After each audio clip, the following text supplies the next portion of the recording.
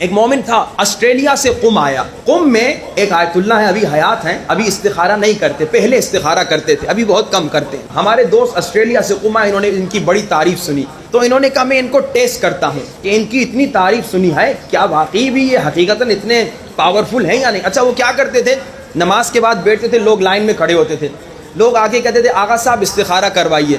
یہ نہیں کہتے تھے کہ شادی کا ہے, بزنس کا ہے, نوکری, نہیں, آغا صاحب استخارہ کروائیے. وہ قرآن کھولتے تھے, کہتے تھے شادی اچھی نہیں ہوگی.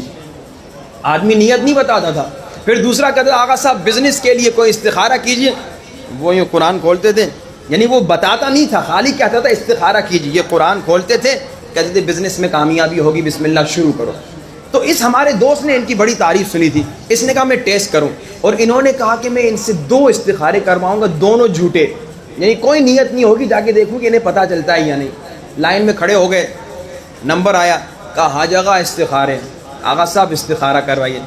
انہوں نے یوں قرآن کھولا, دیکھ کر کہا جھوٹا استخارہ کیوں کروا رہے ہو. یعنی اتنی پاورفل شخصیت. اس نے کہا میرا ارادہ تھا, مجھے کوئی یقین تو ہوا, لیکن میرا ارادہ 2 استخارے تھا. میں پھر لائن میں کھڑا ہو گیا. کہا پھر میں لائن میں کھڑا ہوا, پھر میں نے نمبر آیا, میں نے کہا آغا استخارہ. انہوں نے قرآن کھولا, کہا 1 مرتبہ ٹیسٹ کیا, یقین نہیں آیا.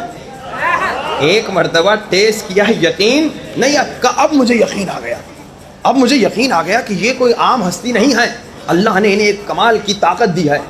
اب جب سب لوگ چلے گئے, انہوں نے کہا, میں نے کہا آغا صاحب میں بہت دور سے آیا ہوں, آسٹریلیا سے آیا ہوں, مجھے کوئی ایسا نسخہ بتائیے جس سے مشکلات ختم ہو جائیں. آج کل مشکلات بہت زیادہ ہیں نا, آج کل تکلیفیں بہت زیادہ ہیں, مصیبتیں بہت زیادہ ہیں. انہوں نے کہا مجھے ایسا نسخہ بتا دیجئے جس کے ذریعے سے مشکلات ختم ہو جائیں. تو آیت اللہ نے کہا ایسا نسخہ بتاؤں گا, کیونکہ اتنی دور سے آئے ہو تبھی, ایسا نسخہ بتاؤں گا اگر اس پہ عمل کرو گے تو اگر چاہو پہاڑوں کو ہلا سکتے ہو. یہ میرا جملہ نہیں, آیت اللہ کا جملہ ہے. اچھا اب میں آپ کو نسخہ انشاءاللہ بتاؤں گا, تو آپ لوگ سن کے کہیں گے اچھا یہ تھا نسخہ, یہ تو ہمیں پہلے سے پتا تھا. یہ ہم مومنین کی ایک عادت ہوتی ہے, مومنین سمجھتے ہیں مولانا صاحب نے جو اتنی بڑی بات بتائی, اب پتہ نہیں کوئی نئی بات بتائیں گے.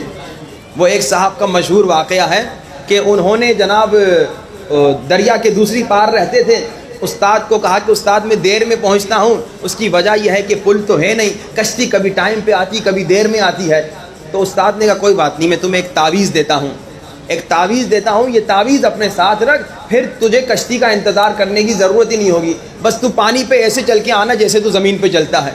اب یہ روز پانی پہ چلتا تھا جیسے زمین پہ چلتے ہیں. ایک دن اس نے کہا یہ کھول کے دیکھوں یہ تعویذ ہے کیا. جب کھولا تو دیکھا بسم اللہ الرحمن الرحیم. کہا اچھا یہ تو مجھے بھی پتا تھا, یہ تو مجھے بھی پتا تھا. یہاں اس نے کہا یہ تو مجھے بھی پتا تھا, ڈوبنے لگا پھر نہ چل سکا. کبھی کبھار یہ پرابلم ہم میں ہوتی ہے, ہم کہتے ہیں بھائی یہ تو مجھے بھی پتا تھا, مولانا آپ نے اتنا بڑا چڑھا کے بس ویسے ہی خطابت میں آپ نے ایک بات کو بڑا کر کے پیش کیا, نہیں یہ حقیقتاً بڑی بات ہے. اور یہ نسخہ میں نے کراچی میں ابھی ایام فاطمیہ میں ایک جگہ پہ کہا 40 دن تک اس پہ عمل کریں, کوشش کریں 1 سال تک عمل کریں, کم سے کم 40 دن. پھر میں پڑھ کے واپس مشہد گیا. اب جیسے میں نے کہا تھا جب آپ پاک ہوں, گناہ نہ کریں, تو آپ کو جلدی جواب ملتا ہے. ایک لڑکے نے مجھے فون کیا, جوان لڑکا تھا, اس نے کہا مولانا آپ نے جو نسخہ بتایا تھا نا, ہم نے صرف 3 دن ابھی عمل کیا اس پہ, ہماری مشکل ختم ہو گئی. یعنی اتنا پاورفل نسخہ ہے, اتنا سپر پاور نسخہ ہے. لیکن اس پہ انشاءاللہ کوشش کیجئے گا کم سے کم 40 دن عمل کریں. ہر نماز کے بعد, نماز فجر کے بعد, نماز ظہر کے بعد, نماز عصر کے بعد, نماز مغرب کے بعد, نماز عشاء کے بعد, فجر ظہر عصر مغرب عشاء 5 نمازوں کے بعد, ہر نماز کے بعد 1 مرتبہ دعائے توسل پڑھنا. دعائے توسل کیا ہے؟ 14 معصومین سے فقیری.